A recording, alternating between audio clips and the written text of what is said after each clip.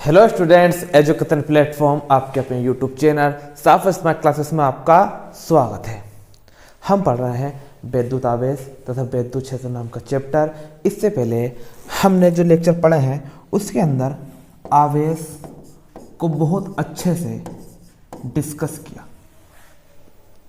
आवेश का मात्रक क्या होते हैं, आवेश के एसआई मात्रक, सीजीएस मात्रक और अन्य मात्रक के बारे में हमने पूर्ण रूप से पढ़ लिया। अब स्टार्ट करने वाले हैं आज से। जैसे दिखाई दे रहा होगा आवेश संरक्षण का नियम। आज का जो मेन टॉपिक है वो है आवेश संरक्षण का नियम। इसके बाद पढ़ेंगे वैद्युत क्षेत्र क्या होता है और भी देखते हैं क्या होता है। फिलहाल पढ़ते हैं आवेश संरक्षण का नियम।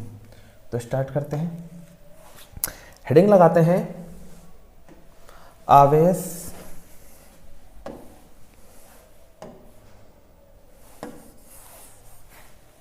हेडिंग लगाइए आवेश संरक्षण का नियम।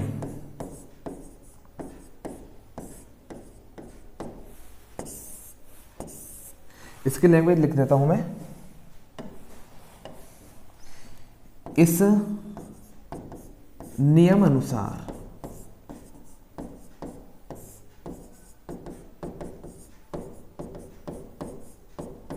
किसी विलगित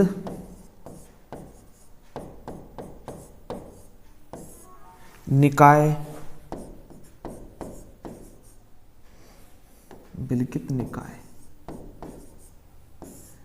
में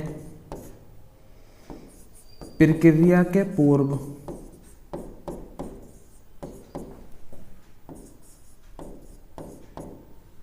कोमा तथा कर लो, प्रक्रिया के पूर्व तथा पश्चात,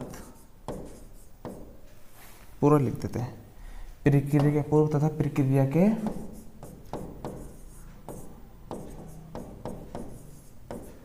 पश्चात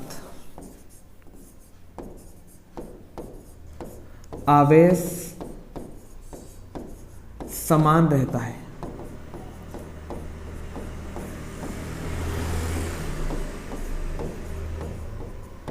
जो अभी नियम लिखा ये मुझे पता है आपके ऊपर से गया होगा, समझेंगे।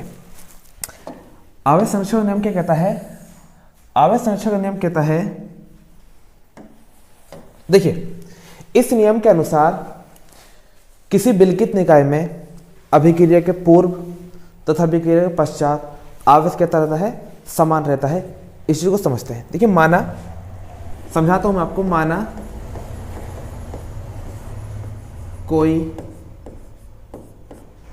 अभिक्रिया है या प्रक्रिया है। मान लीजिए Na प्लस Cl माइनस मिलकर आपस में क्या बना रहा है? NaCl बना रहा है। थोड़ी थोड़ी केमिस्ट्री से लग रही है, केमिस्ट्री चल रही, केमिस्ट्री चल नहीं रही। फिलहाल ऐसे ही है कुछ, ठीक है ना। अब समझने के लिए इसको मैं एक टेबल ड्रॉ करता हूं।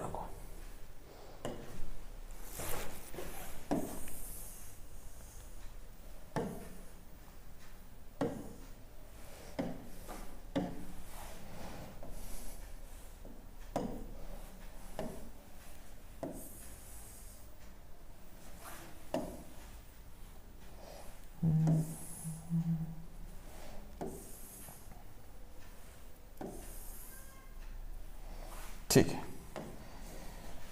देखिए इसके अंदर ज्यादा बन गए क्या टेबल? चलो कर देखते हैं। यहां लेते हैं आवेश, प्रक्रिया के पूर्व,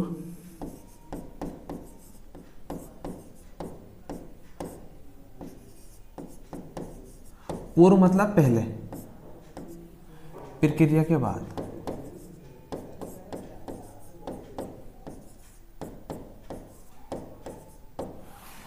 थोड़ा गड़बड़ कर रहा है बोर्ड।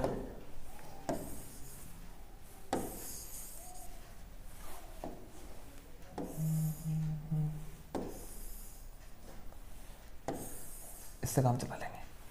ठीक, यहाँ लेते हैं आवेश, यहाँ प्रक्रिया के पूर्वावेश,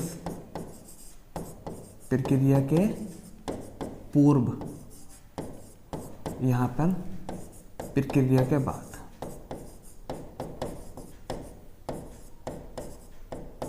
समझिएगा, प्रक्रिया के पूर्व आवेश और प्रक्रिया के बाद आवेश। पहले नियम पढ़ लीजिए एक बार और। इस नियम के अनुसार किसी विलगित निकाय में प्रक्रिया के पूर्व तथा प्रक्रिया के पश्चात, पश्चात मतलब बाद, आवेश क्या रहता है, समान रहता है। उस चीज को समझ रहा है। मैं पहले देखो धनावेश देखते हैं, धनावेश। ठीक है, धनावेश देखते हैं प्रक्रिया के पूर्व। प्रक्रिया तो इधर है, पूर्व तो कहानी इधर है।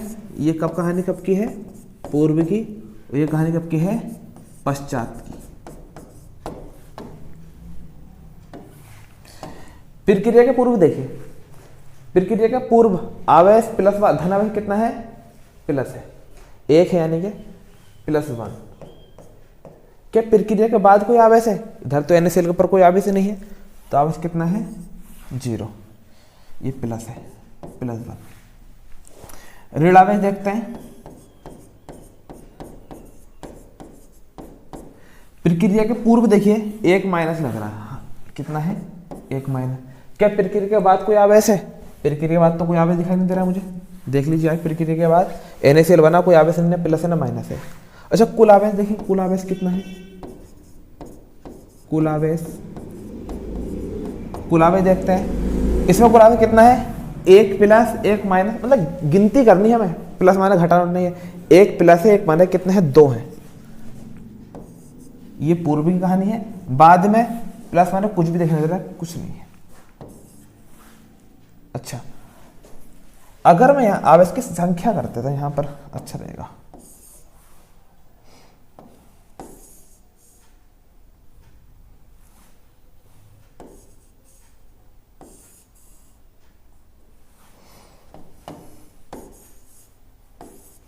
आवेश की संख्या, आवेशों की संख्या, ये बेहतर रहेगा।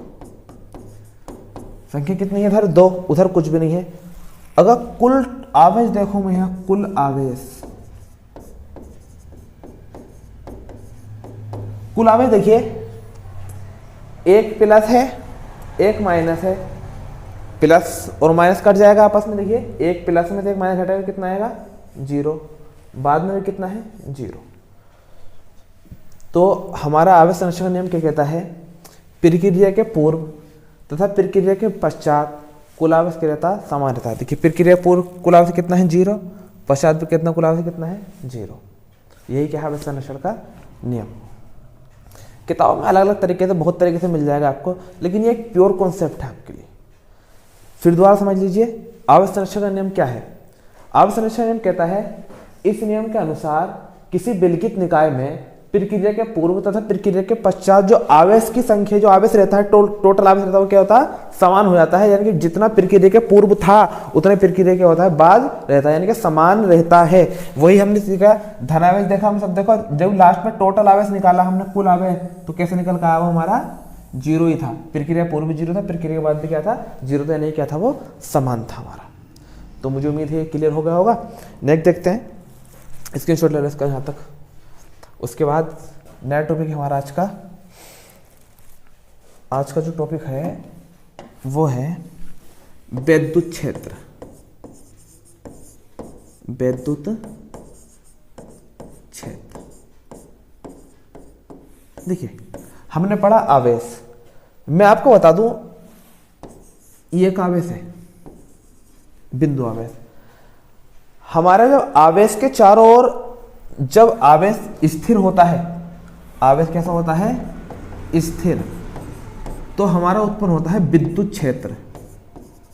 विद्युत या वैद्युत क्षेत्र एक ही बात है। क्या उत्पन्न होता है हमारा,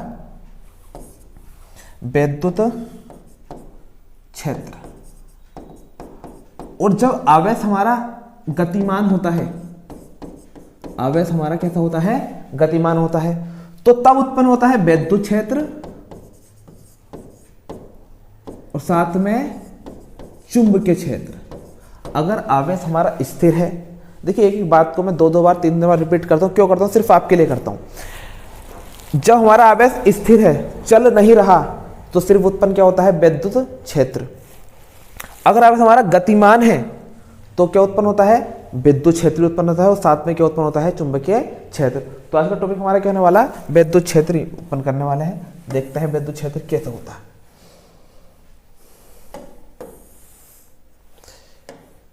लैंग्वेज देख लेते हैं इसकी। परिभाषा यह है आपके सामने, किसी आवेश के चारों ओर का वह क्षेत्र, किसी आवेश के चारों ओर का वह क्षेत्र जिसमें किसी अन्य आवेश लाने पर, अन्य आवेश को लाने पर विद्युत बल, विद्युत आकर्षण भी होता है, प्रतिकर्षण भी होता है, का अनुभव होता है, विद्युत क्षेत्र कहलाता है। देखिए जब आवेश रखा है आपका, तो ये आवेश अपने आप में विद्युत क्षेत्र उत्पन्न कर लेगा अपना, इसका अपना विद्युत क्षेत्र तो होगा ही। अगर साथ में कोई अन्य आवेश आप इसके पास को लेकर आओगे तो ये उसका भी अनुभव करता है। ये बात लिखी हुई है, देखिए किसी आवेश के चारों का वह क्षेत्र, आवेश के चारों का वह क्षेत्र जिसमें किसी अन्य आवेश को, अगर आप बाहर से कोई अगर आवेश इसके पास को लाओगे, इसके जैसा आवेश लाओगे, तो उस पर एक विद्युत बल करेगा, या तो वो उसको आकर्षण करेगा या उसको प्रतिकर्षण करेगा, या अनुभव करता है, क्या विद्युत क्षेत्र कहलाता है। ये विद्युत क्षेत्र कहलाता है, बात क्या है वो एक ही है। अब देखिए मान लीजिए ये मेरा आवेश प्लस आवेश है यहाँ पे, अगर मैं बाहर से अन्य को प्लस आवेश लेकर आऊंगा इसके पास को, जैसे इसके क्षेत्र में को इसको लेकर आऊंगा, तो इस पर एक बल लगेगा। ये वाला जो हमारा विद्युत क्षेत्र है, ये पहले वाला, वो क्या करेगा, दूसरे अन्य आवेश पे क्या लगाएगा, बल लगाएगा, क्योंकि दोनों कैसी प्रकृति के हैं, समान प्रकृति के। और अगर मैं यही इसको माइनस वाला लेकर आऊंगा तो इसको क्या कर लेगा, ये आकर्षण कर लेगा। तो इसको आकर्षण भी कर सकता, वो प्रतिकर्षण भी कर सकता। ठीक है, तो ये सिंपल सी थ्योरी थी आपके लिए, नोट कर लीजिएगा उस पर। और देखते हैं समझ में आया विद्युत क्षेत्र क्या होता है।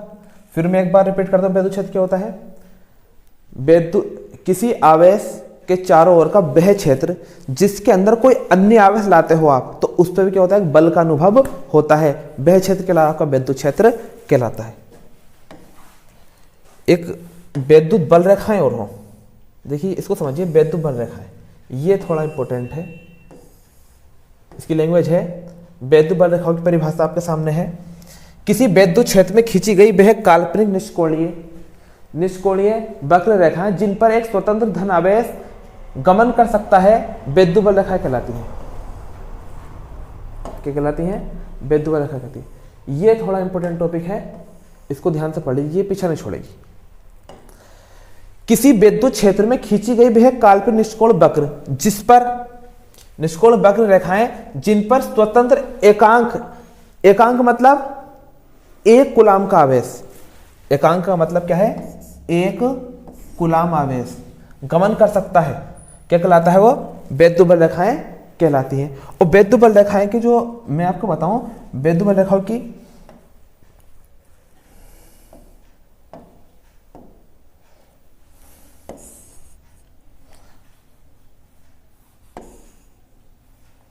विद्युत बल रेखाएं आपकी प्लस माइनस, विद्युत बल रेखा आपकी प्लस से माइनस की ओर चलती है, धनावेश से ऋणावेश की ओर चलती है।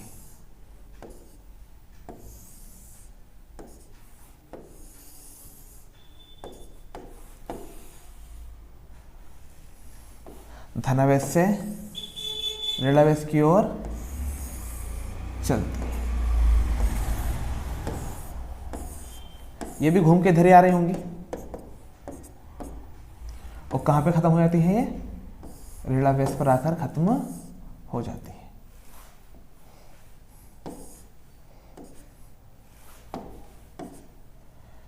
याद रहेगी बात, विद्युत बल रेखाएं धनावेश से चलकर कहाँ खत्म हो जाती है, ऋणावेश पर खत्म हो जाती है। तो ये कहलाती है हमारी विद्युत बल रेखाएं।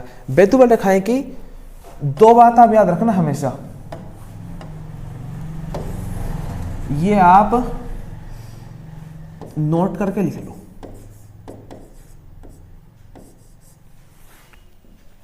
पहली बात क्या, अच्छा गुड़ डाल के लिख लो, गुड़ डाल के लिख लो इसको, वैद्युत बल रेखा के गुण, वैद्युत बल रेखा के गुण में नंबर 1 बात, वैद्युत बल रेखा धनावेश से चलकर ऋणावेश पर समाप्त हो जाती है। नंबर 1 बात है, बल रेखाएं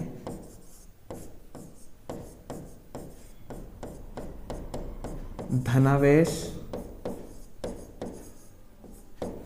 से चलकर ऋण आवेश पर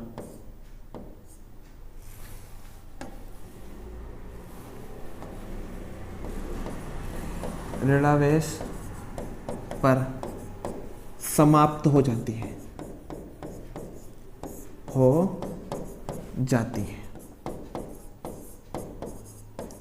नंबर 1 बात। और नंबर 2 बात, वो जो है नंबर 2 बात, वैद्युत बल रेखाएं कभी भी एक दूसरे को नहीं काट सकती। ये 2 बात आप मेरी याद रख लीजिए। एक तो बल रेखाएं धनावेश से चलकर ऋणावेश पर खत्म हो जाती हैं। नंबर दूसरा, 2 बल रेखाएं एक दूसरे को कभी भी काट नहीं सकती। 2 बल रेखाएं, बल रेखा मतलब वैद्युत बल रेखाएं, बल रेखाएं एक दूसरे को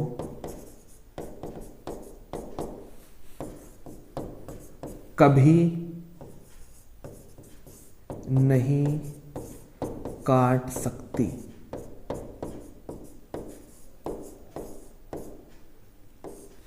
ये आप याद रख लीजिए। फिर दोबारा बता दूं मैं, वैद्युत बल रेखा की लैंग्वेज मैंने आपको ऊपर दे दी है। वैद्युत बल रेखा की लैंग्वेज ये है, वैद्युत क्षेत्र में किसी वैद्युत क्षेत्र में खींची गई वे काल्पनिक व निष्कोणीय वक्र रेखाएं जिन पर एक स्वतंत्र एकांक धन आवेश, एकांक धन का मतलब है 1 कूलाम का धन आवेश गमन कर सकता है। ठीक है, याद रहे कि 1 कूलाम का धन आवेश गमन कर सकता है, वैद्युत बल रेखाएं कहलाती हैं। और वैद्युत बल रेखा का डायग्राम ये है आपके सामने। और वैद्युत बल रेखा की क्या होती है, प्लस से चलती है, माइनस के समाप्त हो जाती है। और वैद्युत बल रेखा गुण में हमने लिखा है कि वैद्युत बल रेखा का हमने गुणों में लिखा है, नंबर 1 बात कि 2 बल रेखा धनावेश से चलकर क्या होती है, धनावेश चलकर ऋणावेश पर समाप्त हो जाती है। और नंबर 2 बात है हमारी, 2 बल रेखा एक दूसरे को कभी भी नहीं काट सकती। ये बात आप याद कर लीजिए, क्योंकि कल से हम पढ़ेंगे वैद्युत क्षेत्र की तीव्रता क्या होती है, वैद्युत द्विध्रुव क्या होते हैं, अक्षेत्रीय वैद्युत क्षेत्र की तीव्रता, निरक्षेत्रीय वैद्युत क्षेत्र की तीव्रता, तो इन सब के बारे में हमें पढ़ना है। तो अब तक का जो हमारा बेस था वो इन पर आधारित था, आवेश पर और वैद्युत क्षेत्र पर। ये हमने अपना मजबूत कर लिया। कल से जो वीडियो आएंगे उसके अंदर हम बहुत डीपली तरीके से वैद्युत क्षेत्र की तीव्रता के बारे में पढ़ेंगे। तो मुझे उम्मीद है वीडियो आपको पसंद आएगा। वीडियो पसंद आए तो लाइक कीजिए, चैनल को सब्सक्राइब कीजिए। मैं ऐसे ही वीडियो आपके लिए लाता रहूँगा। तब तक के लिए best of luck from my side.